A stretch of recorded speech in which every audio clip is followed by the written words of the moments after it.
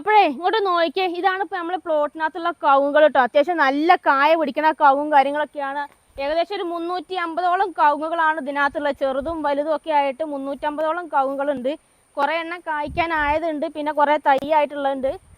കായ്ക്കുന്നതന്നെ നല്ല കായ പിടിക്കുന്ന കവുങ്ങുകളാണ് കേട്ടോ. പിന്നെ അതുപോലെ ഇങ്ങോട്ട് വന്ന് നോക്കിയേ, തേങ്ങയൊക്കെ ഇഷ്ടം പോലെയാണ് ഈ ഒരു പറമ്പിനകത്ത്. നോക്കിയേ, തെങ്ങൊക്കെ നല്ല കായ്ക്കുന്ന തെങ്ങാണ്. വീട്ടിലാവശ്യത്തിന് കറിക്കരയ്ക്കാനും അതുപോലെ വെളിച്ചെണ്ണ ആക്കാനൊക്കെ ഒരുപാട് തേങ്ങയും കാര്യങ്ങളൊക്കെ കിട്ടുന്നതാണ്.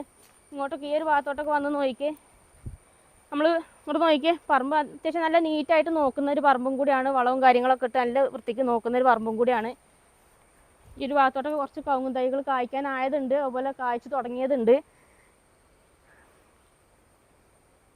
പിന്നെ നമ്മൾ ഈ പ്ലോട്ടിലോട്ട് വീട്ടിൽ നിന്ന് ഇങ്ങോട്ട് കയറി വരുന്ന ഭാഗത്ത് കുറച്ച് ഭാഗം ഇങ്ങനെ ചെറിയ ചെരിവുണ്ട്. പിന്നെ ഇങ്ങോട്ട് കയറി വന്നു കഴിഞ്ഞാൽ അത്യാവശ്യം നല്ല കുഴപ്പമില്ലാതെ നിരപ്പും കാര്യങ്ങളൊക്കെ ആയിട്ടുള്ളൊരു ഒരുവിധം നിരപ്പായ സ്ഥലങ്ങളൊക്കെയാണ് നമുക്ക്.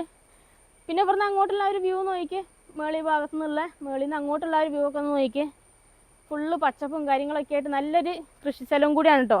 ഇനി നമുക്ക് റബ്ബറൊക്കെ ഉണ്ട്. റബ്ബർ അങ്ങോട്ടാണ് വരുന്നത്, മേലെ ഭാഗത്താണ് റബ്ബർ വരുന്നത്. ഇനി റബ്ബറൊക്കെ ഒന്ന് പോയിട്ട് നോക്കണം.